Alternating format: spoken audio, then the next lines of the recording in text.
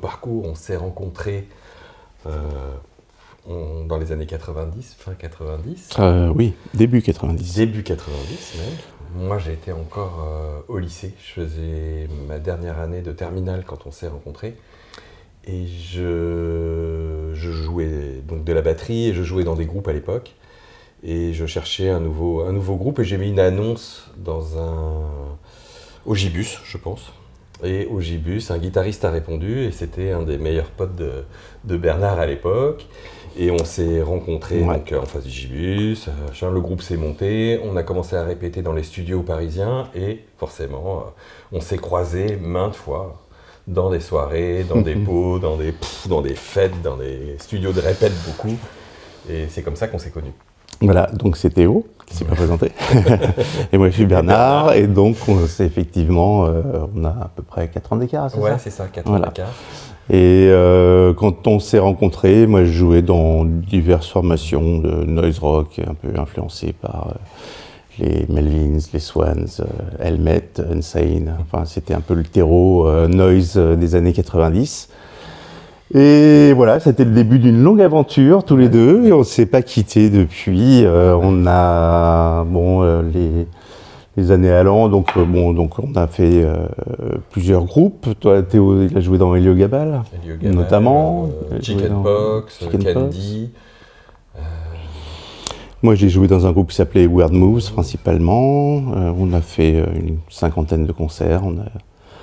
On a eu le bonheur d'ouvrir pour Godflesh, Insane, ce genre de groupe, donc c'était assez chouette. Et puis après, j'ai rencontré Casper Toplitz, qui était dans la musique contemporaine, donc c'était tout un autre monde qui s'est ouvert. J'ai rencontré aussi Laurent Perrier, qui a été une rencontre très importante dans mon parcours.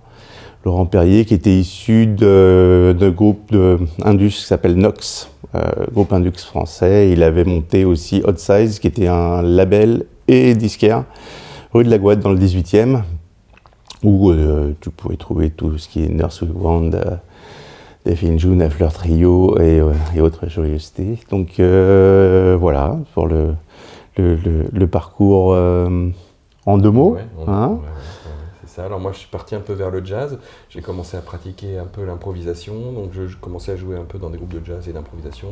Je jouais dans Carmine, qui était un mélange de pop acoustique et noise électrique et improvisation aussi. Ma part de jazz était aussi à l'intérieur de nous.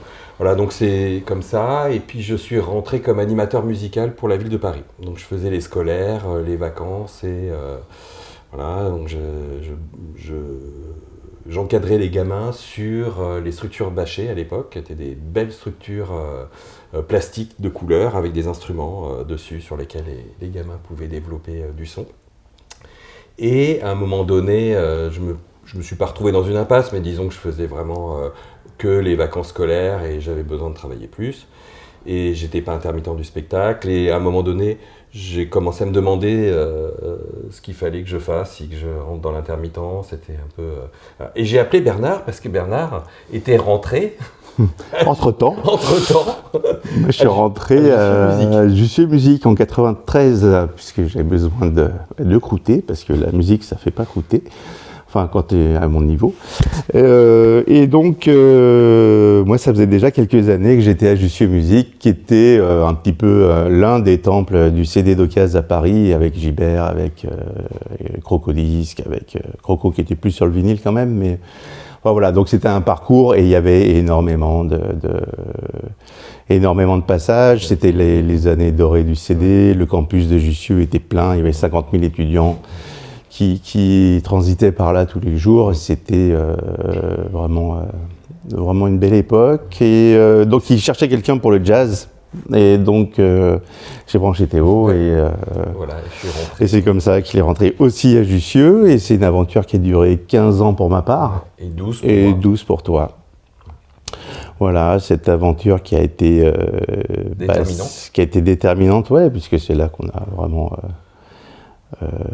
fait nos armes sur le disque. Les années d'apprentissage. Après, c'était de l'occasion, ouais. C'était vraiment de l'occasion. Même si, au bout de quelques années, j'ai réussi à convaincre le boss de faire du neuf. Donc, on a pu développer un peu de l'expé. Ça a commencé là-bas, en fait. Voilà, notamment avec la musique électronique, et, le jazz, le free, et musique expérimentale, des labels comme Touch qu'on représentait là-bas. Et, c'était vraiment très chouette. Après, il y a eu plusieurs phénomènes. Il y a eu Mega Upload qui est apparu, le CD gravable. Chronologiquement, il y a eu le désamiantage de la fac qui a vidé le campus. Puis, qu'est-ce qui s'est passé derrière ? Le streaming qui a commencé. Voilà. Plus tu saupoudres le tout avec une mauvaise gestion, et le truc a chuté assez rapidement. Et assez rapidement, donc en 2008, début 2008, toi tu es sorti un peu avant moi. Je suis sorti un peu avant. On est sorti avec un petit licenciement économique, parce que bon, c'était les moyens d'une petite boîte, hein, Je suis musique, et on a décidé de poursuivre l'aventure et de créer Souffle Continu, qui a ouvert en octobre 2008, donc on n'a pas chômé. On s'est dit, voilà, il faut continuer. En 2008, c'était quand même encore une dynamique de fermeture. Les boutiques fermaient encore. Il y avait encore les boutiques Harmonia Mundi. Oui. Mais les indés, c'était vraiment très difficile. Et en plus, il y avait une petite crise financière. Mais voilà. C'était pas la bonne période. Mais nous, on s'est dit, on ne sait pas faire autre chose. On avait envie surtout de continuer. Voilà. Quoi. On avait envie de le faire à notre sauce et de tenter de l'aventure. Ouais. Bon, de toute façon, on verra bien. Et puis de faire un lieu un peu différent.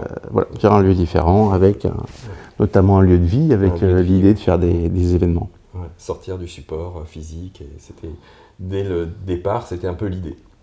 C'était l'idée, ouais. Mm-hmm.